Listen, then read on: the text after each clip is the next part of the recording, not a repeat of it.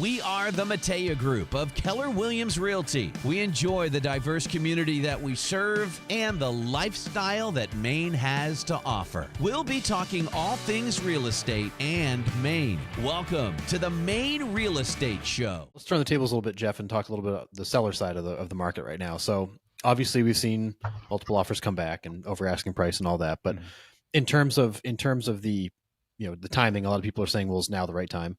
And also wondering, where will I go next? Have the dynamics of those questions changed? Have your answers changed to those? No. I mean, now's the time. And I actually had a funny conversation with a young lady the other day where she said, well, I'm just trying to decide the timing. It's like, well, the best time to list your house was yesterday, and the next best time is right now.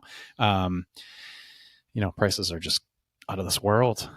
If you look back 3-4 years ago where homes were, I mean, some people have doubled their money on a home that they just painted. Maybe they changed the locks, that's about it. Maybe they didn't even do that. It's just wild to think, right? And then, find a place to go. We still, to this day, 18 years in the business, have not had a client go homeless. There's, you just have to look a little bit harder. We're finding off-market deals. We're finding, rent-owns. We're finding empty homes that people would gladly have you, reside in for a temporary while you look for a home. So we have at our disposal. We're usually the first to know about all of that too. So you just got to let us know what you're looking for. Where do you need to be? I get it when, and the piece too, when we talked about April school vacation, kind of the spring is here, Easter. A lot of the seasonality of the market is related to school, just like the rental market you're familiar with in the property management world is kind of that May and September, April and September, or those shoulders. Months. A lot happens because a majority of the people in the market are impacted based on, well, I don't want to take a kid out of school. It's seeing that, right? Kids stay in school, do better. Home life is, less stressful, et cetera. And that's how our world operates. Totally. And that's why we see May, June, July, August, absolutely wild, with maybe a week or two in between in the summer in Maine when it's actually warm and we have summer, that it's crazy. Otherwise, there's maybe a little bit of a lull, but then it comes back up. People get back from their vacation. They got to get in before September, Labor Day. So to answer that question, it hasn't changed. The comments to folks, it's really just, now's the time. If you're thinking of selling even in the next 3 to 5 years, now's the time. Well, where do I go? There's a home for you. It may not be on the market yet.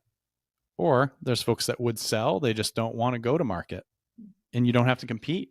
So that's another thing to keep in mind, is we do a lot of off-market deals where, you have to still pay fair market value. Maybe you can get a deal. There's sellers that just don't want a lot of people to come through their home. Sure. They don't want to worry about inspections and all that. Will you pay me what I want for my home? Yes. Okay. I'll sell it to you. So just bringing buyers and sellers in that matchmaking game happens a lot more than people would consider. I think, I don't know the stats. It probably was like 5% years ago. Now I wouldn't be surprised if it's creeping up to like 8 to 10% of the deals. There's probably more than that at the moment. Interesting. I've heard the question a lot lately. The snow's gone.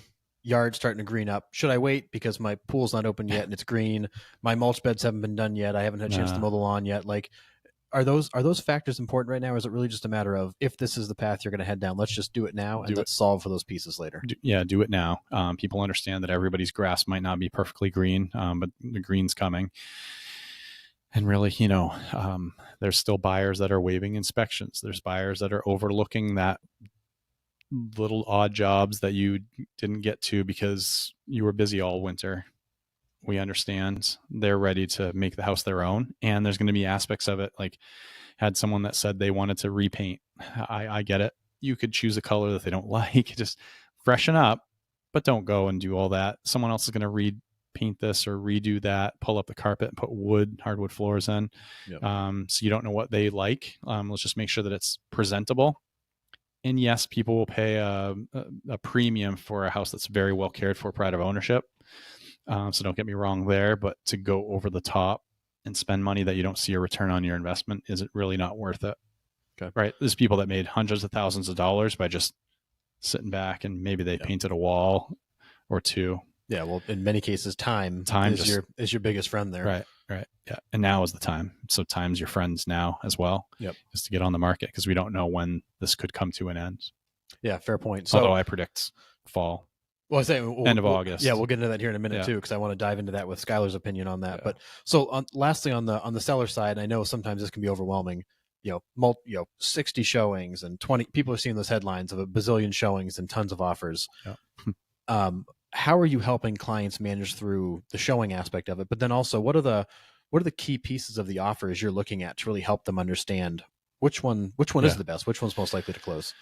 Yeah. So managing showings, we know that it can be a hassle to come and go from your house. And what am I, so what time is it? I got to be, out of here in 10 minutes. And, the dog's got to still use the bathroom, and, I got to go for a walk or whatever. But then if I come back too soon, and people are, so we set the expectation that we expect your home's going to be very popular. So let's set aside a time. We know that, you get up at this time of day and you got some dogs and you get your coffee and whatnot. Can you be out of your home by 10? You think you can stay out till 4? What if we did that for 2 days and we had an open house on the weekends? Does that work? Yeah. But will the house be sold? Well, I can't guarantee it. Don't have a crystal ball. My goal is to get the maximum exposure, get the most people through your home in the shortest amount of time, make an offer that's suitable to you.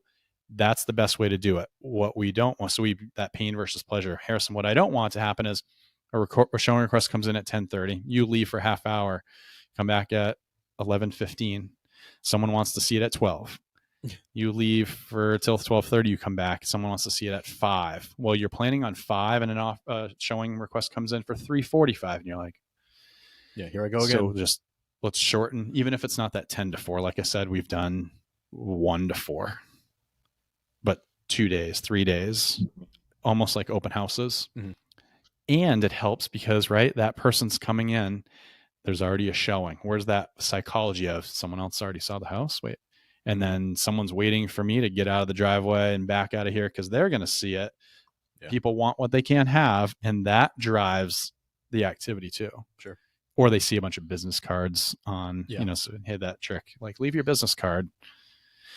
In the past, it could backfire. Like, well, these are all the people that showed my house and you didn't bring the buyer. What the heck's wrong with you? Now it's no, look at all these cards, and the other realtor and the buyers. Oh my God, like so-and-so's cards on here. Like they're going to make an offer. Like they're a pretty strong agent. It's all that psychology of this. And again, I've got to get you the maximum exposure for your home in a window of time that you can accept. Maybe we put an offer deadline. Maybe we don't. We can start with not one. If it gets busy, then we can set one. And just it's a game. Yep, totally. And then so you get through all that, multiple offers come in. Yeah. What are the few things you're really focusing in to help the seller just understand and then eventually decide which offer might be the best? Yep. So back to certainty, price. What's the financing? Are they strong? So not looking at the programs, looking at, well, okay, the down payment, who is the pre-approval letter from, who are they working with? So maybe a call to the lender to say, what can you tell me? Oh, they're definitely great credit score. They're strong. Okay, great. Where's the close date? Are they flexible? Yep. We might need that flexibility. Earnest money. So these aren't in any particular order. Earnest money, the more I like to know, like they're serious. Sure. And then just any contingencies. So is there anything that could hold us up? So is the price just outrageous that we might not appraise? So we look to the appraisal gap, like Skylar said. Their inspections, is it shortened? Or did they say, well, it's for information purposes only? I've seen that written into contracts. It's for information purposes only. Buyer and seller agree. Buyer will not negotiate on any items less than $10,000. What was that? One item, cumulative. So some people have specified that. And have said in their write-up, maybe it's not in the offer, so technically it's not counted, yet there's agents who have sold their client saying, hey, they saw, we know the heating system, we've disclosed the roof, and kind of back into that, like what you see is what you get, otherwise, they're just doing it just to feel good about the house.